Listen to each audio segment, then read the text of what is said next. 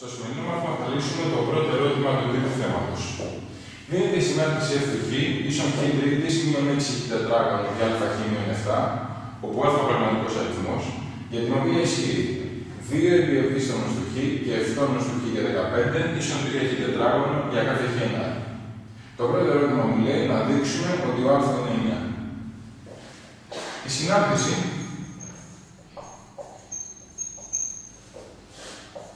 F του Χ ίσον Χ τρίτης μείον 6 Χ τετράγωνο συν α Χ μείον 7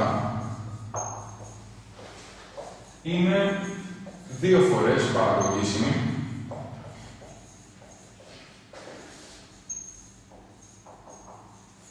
στο α ως πολυνομική.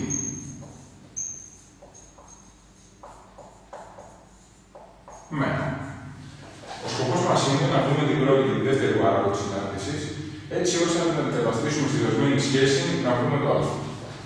Την πρώτη παράγωγο, λοιπόν, το ευτόνος του Χ, παραγωγίζει την F του Χ, ισούται με 3 Χ τετράγωνο μείον 12 Χ συν α. Και η δεύτερη παράγωγος του Χ, η οποία προκύπτει αν παραγωγήσουμε την πρώτη παράγωγο, ισούται με 6 Χ μείον 12.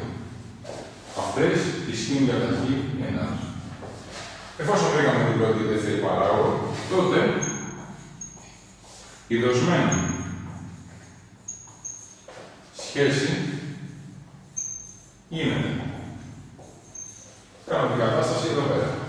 2 επί ευτόνος του Χ, παρένθεση 6 Χ μείον 12, συν ευτόνος του Χ, 3 Χ τετράγωνο μείον 12 Χ και α, συν 15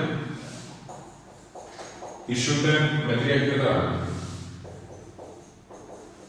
Κάνουμε εμφανιστική 12 Χ μείον 24 συν 3 Χ τετράγωνο μείον 12 Χ και α, συν 15 ίσον 3 Χ τετράγωνο.